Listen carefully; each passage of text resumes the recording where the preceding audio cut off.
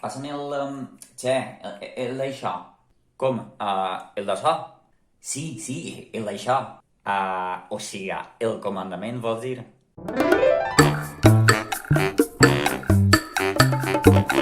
Quan en valencià no trobem el nom apropiat per a algú o per a alguna cosa, diem el d'açò, el d'això, el d'allò.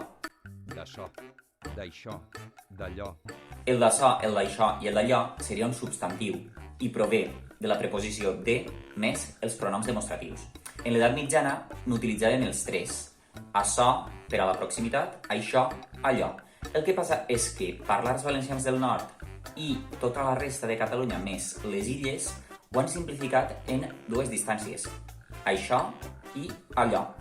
Això per a més a prop, allò. Tenim diferents possibilitats.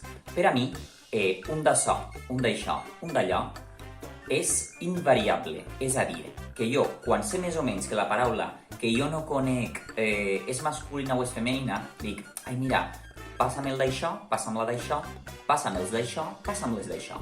D'acord? És a dir, simplement li posa l'article. El que passa és que hi ha gent que, com si fos un substantiu, ha fet un d'això, una d'aixona, o si fèrem el plural d'este suposat d'això, serien dos d'aixons.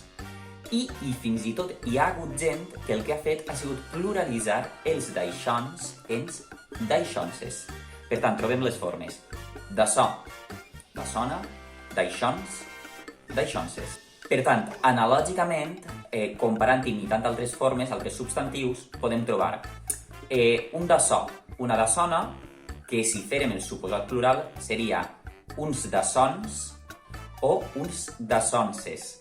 Després tindríem un d'això, una d'aixona, uns d'aixons, uns d'aixonses. I després tindríem un d'allò, una d'allona, uns d'allons, uns d'allonses. I per això, en algunes varietats dialectals, hi ha gent que per a expressar això que no li ix directament, diu, els d'allonses, els d'aixonses, els... D'acord? De fet, les tres distàncies les hem conservades en les comarques valencianes des del nord del País Valencià fins al sud. La resta ho ha simplificat en dos. Llavors, la forma d'açonses és poc probable, d'acord? Mentre que d'aixonses i d'allonses, sí. Després, si ho comparem amb el francès, per exemple, els francesos per a poder dir alguna cosa, el nom de la qual no els ix, el que fan és dir ouais, ce truc-là, ce machin-là, ce bidule-là. Machin, bidule, seria l'equivalent al el d'això, el d'allò. I finalment, un d'açò, un d'això, un d'allò, és útil en registres col·loquials perquè precisament si esteu fent un examen el que vos demanen és que sigueu precisos, que preciseu, d'acord? I dir, per exemple, passa'm el d'això, vol dir que la paraula no pix, t'estan demanant que tinguis vocabulari.